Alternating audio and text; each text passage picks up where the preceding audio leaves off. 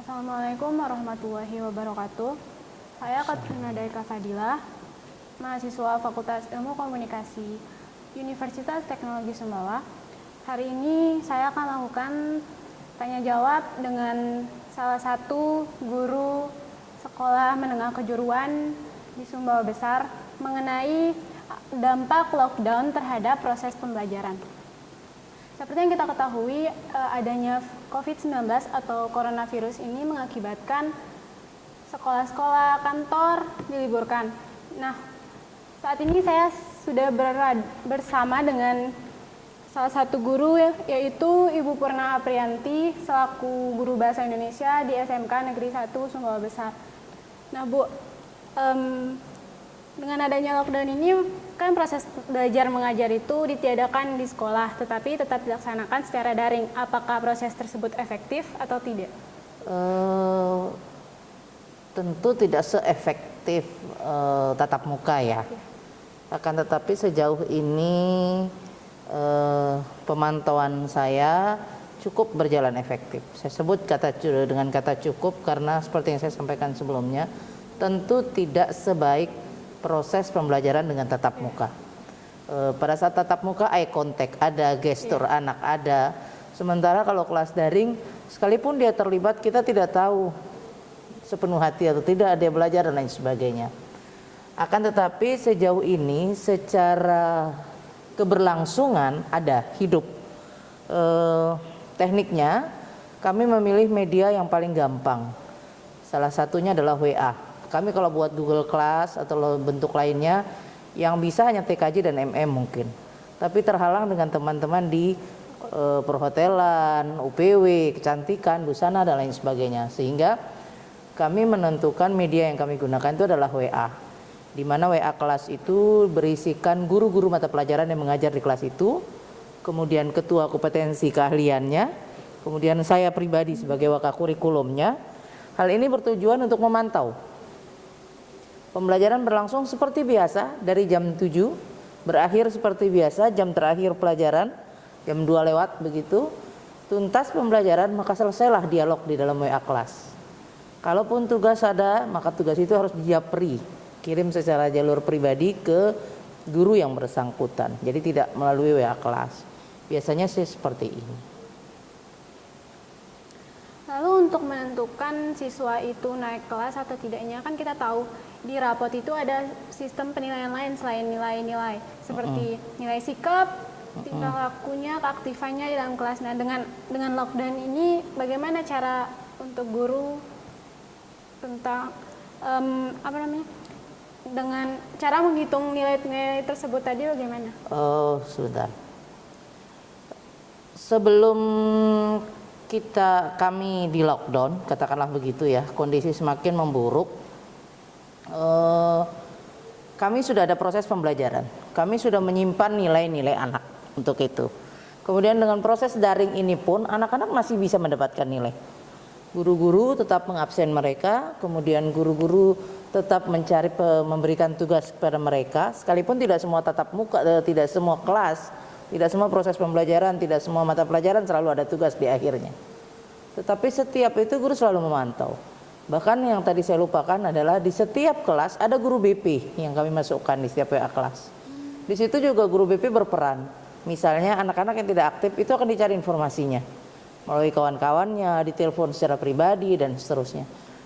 Jadi peran guru BP, peran wali kelas, ada wali kelas, ada guru BP, ketua kompetensi keahlian dan saya sendiri sebagai kurikulum masuk di dalam WA kelas, tujuannya agar satu sama lain saling mengingatkan. Wali kelas dan BP itu berperan aktif. Nah, disinilah kemudian kami menilai anak. Contoh, kami bisa bertanya ke orang tuanya, apakah selama proses pembelajaran secara daring ini berjalan, anak tersebut stay di rumah atau malah keluar rumah, misalnya seperti itu. Yang terpenting adalah daftar kasus, kalaupun anak itu berkasus ada di tangan di sekolah, bisa dipertanggungjawabkan, maka ini bisa diangkat. Tetapi ketika tidak bisa dipertanggungjawabkan, maka tentu kita tidak bisa memproses ini sebagai kesalahan anak yang menghambat dia naik kelas begitu. Berarti dengan akibat lockdown ini UN dihapus. Ya, itu jelas. Bagaimana cara guru menentukan kelulusan siswa? Kelulusan siswa diluluskan dengan nilai sekolah, nilai rapot yang sudah ada selama ini. Kemudian anak-anak anak-anak sendiri sudah tahu ya. Ujian nasional untuk SMK sudah berjalan, namun untuk tahun ini pemerintah menetapkan tidak adanya SKHU. SHU seperti apa? Hasil nilai ujian itu tidak ada tahun ini. Karena apa? Karena serentak meskipun SMK sudah dilaksanakan, tetap hitungannya terhitung tidak dinilai, tidak terpakai nilai UNBK-nya. Bagaimana proses kelulusannya? Ya diserahkan ke sekolah berdasarkan nilai rapot yang ada. Bapak Ibu guru nanti akan bekerja, kami akan mengadakan rapat pleno tentunya sebelum penentuan kelulusan. Berarti belum penentuan kelulusan? Belum. Sekitar tanggal 2 Mei. Dengan ini SMK itu identik dengan UKK-nya. Kalau anak SMA mungkin dia dari kelas 1 itu wanti-wantinya ujian nasional kan Bu. Sementara anak SMA pasti lebih wanti-wanti dengan UKK. Dengan tahun lalu UKK itu nilainya berdiri sendiri kan di ijazah. Nah tahun ini apakah tidak ada nilai UKK? Bentuk ijazah, format ijazah tentu akan berbeda tahun ini. Dengan tidak adanya SHU, maka bentuk ijazah juga akan berbeda tahun ini. Nilai UKK teori tidak akan nampil dalam SHU. Nah, sementara nilai UKK praktek itu akan tampil dalam nilai rapot, dari nilai rapot anak lah. Kan ada nilai rapot itu bagian kognitif, pengetahuan, kemudian ada juga bagian afektif, bagian keterampilannya. Jadi anak-anak dinilai kognitif, pengetahuannya, keterampilannya dinilai, maka tidak ada kesulitan sebenarnya bagi kami untuk penilaian, karena yang diambil adalah nilai rapot, nilai keseharian anak-anak selama proses pembelajaran di sekolah. Cuma dengan ketidakadaannya UKK, beberapa anak sedih, kami pun sedih. Karena UKK ini sertifikatnya cukup membantu anak mendapat pekerjaan. Semacam legalitas sekalipun belum berlabel wah mungkin begitu ya, tapi memudahkan anak untuk melamar pekerjaan. Nah ini yang mungkin mereka sedikit berharap. Mudah-mudahan sih selepas virus ini, wabah ini tidak ada, kami bisa memfasilitasi anak untuk melaksanakan ujian dengan LSP dan lain sebagainya.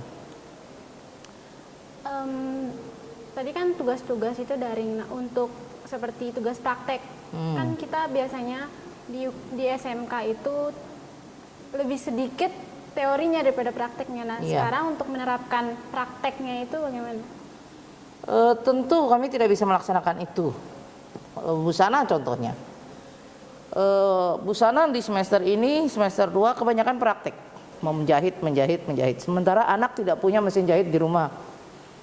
Apa yang kami lakukan? Ya sekadar mengingatkan teori. Seperti yang saya katakan tadi, pembelajaran dengan daring tentu tidak akan seoptimal tatap muka. Namun karena kondisi apa boleh buat dan kita diharuskan untuk mengamankan diri, maka ya kami lakukan.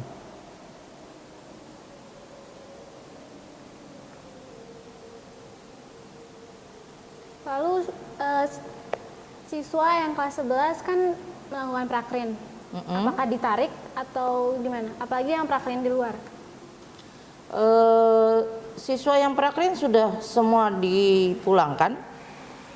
Penarikan sudah dilakukan dari dalam kota pertama kali. Siswa-siswa yang berada di dalam kota semua ditarik. Kemudian setelah itu yang di luar kota mulai disurati dan sebagian sudah kembali.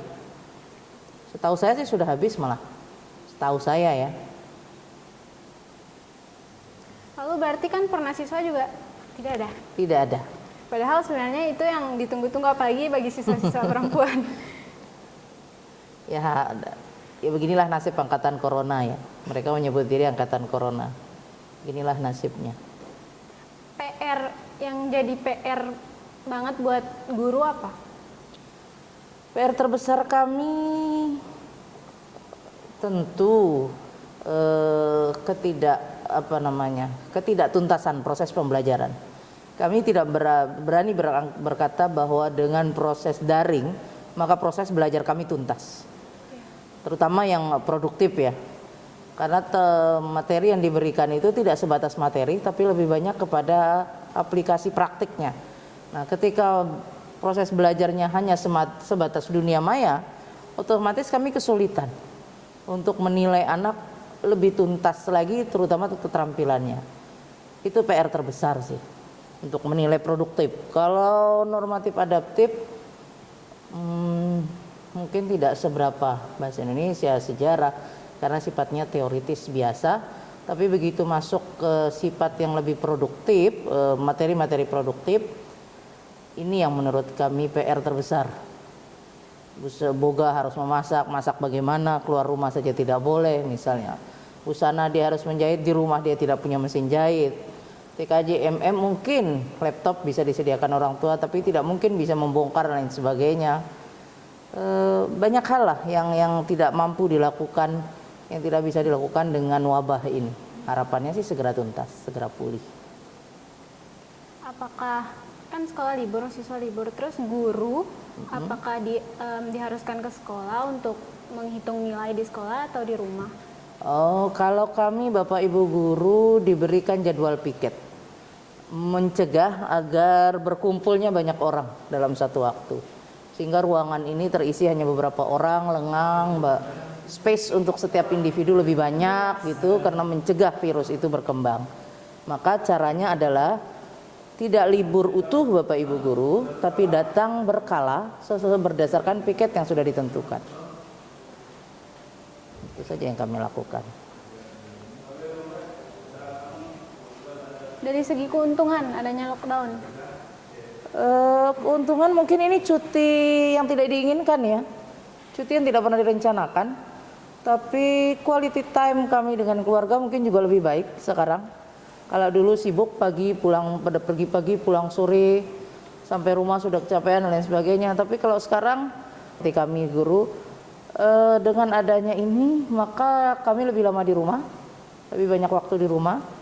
Mungkin salah satu keuntungannya itu komunikasi lebih intens dengan keluarga di rumah misalnya, termasuk siswa mungkin ya dengan orang tuanya. Dan orang tua juga jadi belajar jadi guru itu seperti apa mendampingi anak selama lockdown ini. Baik Bu, mungkin cuma itu. Terima kasih. Sekian dari saya. Wabillahi taufiq wal hidayah. Wassalamualaikum warahmatullahi wabarakatuh. Waalaikumsalam.